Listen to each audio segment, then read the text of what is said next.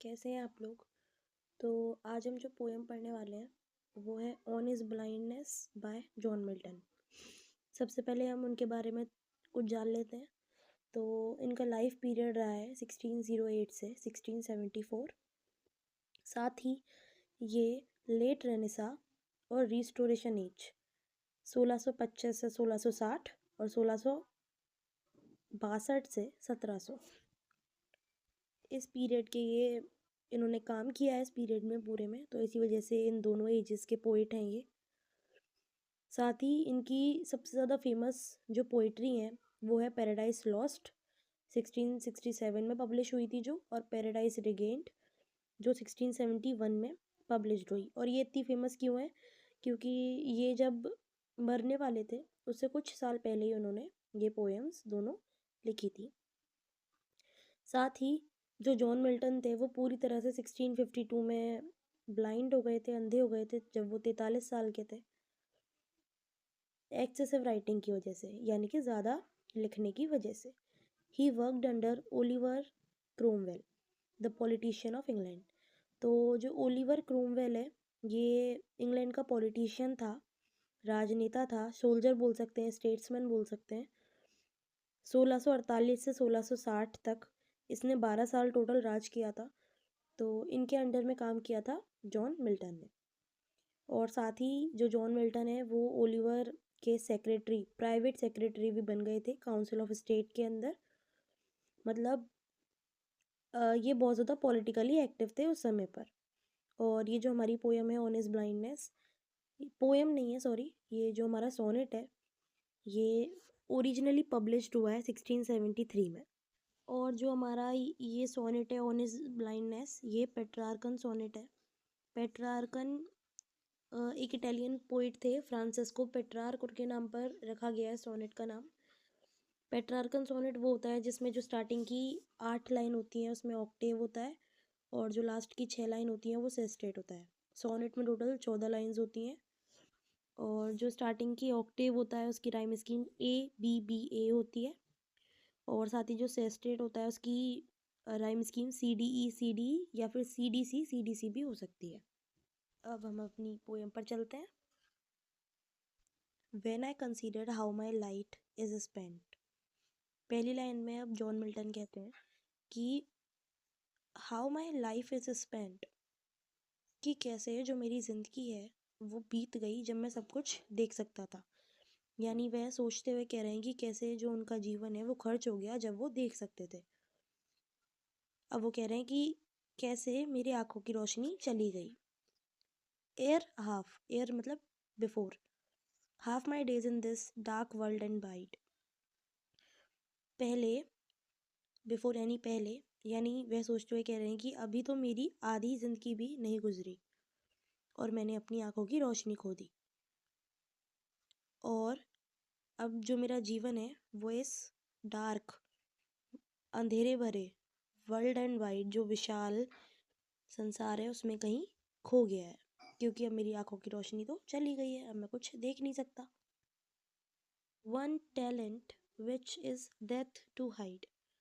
अब वे कह रहे हैं कि जो एक टैलेंट है, यानी the talent which was given to me by God, यानी कि ऐसा टैलेंट जो मुझे भगवान के द्वारा दिया गया था, यानी कि राइटिंग टैलेंट, लिखने का talent, which is death hide, जिसे सिर्फ जो मृत्यु है वही छिपा सकती थी, ऐसा talent. Lodged with me useless, वो असल में मेरे साथ अब लॉज्ड, बेकार पड़ा हुआ है। दो माई सोल मोर बेंट, पहले यही कि मेरे साथ बेकार पड़ा हुआ है क्योंकि मुझे कुछ दिखाई नहीं दे रहा, मैं अंधा हो गया हूँ। दो, यद्यपि मेरी जो आत्मा है ना वो तो मोर बेंट, बहुत उतारू है, यानी कि जो मेरी आत्मा है उसकी तो बहुत इच्छा है। किस चीज़ की इच्छा है उसकी आत्मा की? To serve therewith my maker, कि जिसने मुझे बनाया है, जो मेरा मेकर है, मैं उसे सर्व करूँ, उसकी सेवा करूँ। तो जो मेरी सोल है वो तो चाहती है कि मैं ऐसा करूँ। और प्रेजेंट माई ट्रू अकाउंट, और मैंने क्या क्या किया, उन्होंने जो मुझे टैलेंट दिया था मैंने उसका यूज़ सही किया पोइट्री या लिटरेरी वर्क करने में भगवान के लिए, तो मैं उन्हें बताऊँ उनके सामने अपना खाता रखूँ कि मैंने क्या किया है या क्या नहीं किया। बट मैं ऐसा नहीं कर पा रहा क्योंकि मैं अंधा हो गया हूँ। अब वो ऐसा क्यों कह रहा है? क्योंकि उसको डर है लेस्ट कहीं ऐसा ना हो ही रिटर्निंग चाइल्ड, कि लेस्ट मतलब कहीं ऐसा ना हो कि जब मैं उसके पास जाऊँ तो ही रिटर्निंग चाइल्ड वह मुझे डांटे फटकारे कि मैंने तुझे एक टैलेंट दिया था और वह तेरे साथ ऐसे ही पड़ा हुआ है और तूने उसका कोई भी सही प्रयोग नहीं किया। तो मैंने जो तुझे टैलेंट दिया उसका फ़ायदा क्या रहा? अब वो एक सवाल पूछता है, does God exact day labour light deny it, कि क्या जो भगवान है उन्हें ऐसे लोगों से भी परिश्रम चाहिए, सेवा चाहिए जो फिजिकली चैलेंज्ड है, देख नहीं सकते या अपना काम खुद नहीं कर सकते। आई फॉन्डली आस्क, यानी फिर बड़े प्यार से पोइट ने पूछा कि क्या जो भगवान है उन्हें सेवा चाहिए जो फिजिकली चैलेंज्ड है या जो देख नहीं सकते। बट पेशेंस, लेकिन फिर मैंने यानी पोइट ने धैर्य रखा, टू प्रिवेंट। और जब उन्होंने धैर्य रखा ना तो उनकी जो शंका थी, जो डाउट्स थे इसको लेकर, वो क्लियर हो गए। कैसे? एट मर्मर सून रिप्लाइज, क्योंकि उनके धैर्य रखने से उनके अंदर से एक आवाज़ आई, मर्मर यानी एक रिप्लाई आया। God does not need either man's work और हिज ओन गिफ्ट्स, कि जो भगवान है उन्हें ना तो इंसानों से किसी गिफ्ट की ज़रूरत है, मतलब इंसान कोई काम करे उनके लिए, ना तो भगवान को ऐसी कोई चाह है। और भगवान ने जो इंसानों को कुछ गिफ्ट्स दिए जैसे राइटिंग वगैरह के, उससे भी भगवान को कुछ भी नहीं चाहिए। Who best bear his mild yoke they serve him best, यानी जो इंसान भगवान के द्वारा दिए गए माइल्ड योक यानी संकट, परीक्षाओं को धैर्य से बिना भगवान को कोसे उन पर भरोसा रखे झेल लेगा बिना शिकायत किए, तो वही उनकी सही सेवा, मतलब ट्रू जो सर्व है वो उसे कर पाएगा। सर्व हिम बेस्ट, वही उन्हें सबसे बड़ा गिफ्ट होगा उनके लिए, क्योंकि हिज स्टेट इज किंगली, जो भगवान का साम्राज्य है ना वो तो बहुत ज़्यादा विशाल है। 1000 एट हिज बिडिंग स्पीड, और हज़ारों की, लाखों की संख्या में, करोड़ों की संख्या में, हम जितना सोच भी नहीं सकते उस संख्या में जो लोग हैं वो काम कर रहे हैं बिडिंग स्पीड, बोली लगाने की रफ्तार से भगवान के लिए, मतलब यानी कि बहुत ज़्यादा तेज़ी से लोग लगे हुए हैं।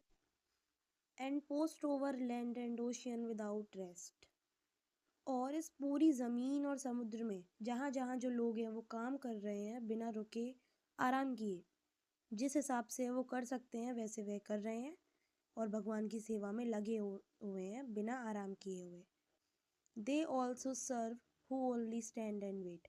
अब ये जो हमारी लास्ट लाइन है इसमें एक मैसेज देते हैं पोइट हमें, एक मैसेज मतलब हमें मिलता है कि इतने सारे लोग काम कर रहे हैं लेकिन जो इंसान है लाइफ में जो सिर्फ स्टैंड यानी मुसीबतों के आगे डटकर खड़ा हुआ है और उनके एंड खत्म होने का इंतज़ार कर रहा है बिना शिकायत किए, बिना भगवान को कोसे हुए, वह भी भगवान की सेवा कर रहा है बिल्कुल उनकी तरह, जो बिना रुके या इंतज़ार किए भगवान की सेवा में लगे हुए हैं। तो इसमें मैसेज ये है कि हमारे ऊपर चाहे कितना भी बड़ा संकट क्यों ना आए, हमें कभी भी भगवान के ऊपर से भरोसा नहीं खोना चाहिए, और कैसी भी परिस्थिति आए हमें उसमें बौखलाना नहीं चाहिए, उसका डटकर सामना करना चाहिए। तो पूरी पोएम में था कि यानी जो एक व्यक्ति समाज की तरफ, फैमिली की तरफ, देश की तरफ अपना पूरा योगदान दे रहा है, ड्यूटीज़ पूरा कर रहा है, तो वो तो भगवान को सर्व कर ही रहा है। लेकिन जो फिजिकली चैलेंज्ड है, जो अपने पेन को सह रहा है, डटकर उनका सामना कर रहा है पेशेंसली, कामली, उनके ख़त्म होने का वेट कर रहा है, शिकायत नहीं कर रहा है, वह भी डेफिनेटली भगवान का सर्व कर रहा है। तो ये थी हमारी पूरी पोएम। और अगर आपने गौर किया हो तो स्टार्टिंग की जो 8 लाइन थी उनमें जो हमारे पोएट थे वो डाउट में थे, अपनी प्रॉब्लम बता रहे थे, और लास्ट की जो 6 लाइन थी उनमें उनका सॉल्यूशन निकल कर आया। तो जो ऑक्टेव होता है स्टार्टिंग की 8 लाइन का, उसमें प्रॉब्लम बताई जाती है, और लास्ट की जो 6 लाइन का सेस्टेट होता है उसमें आंसर या सॉल्यूशन निकल कर आता है। तो अगर आपको अब कुछ समझ में नहीं आया हो तो आप मुझसे कमेंट करके पूछ सकते हैं।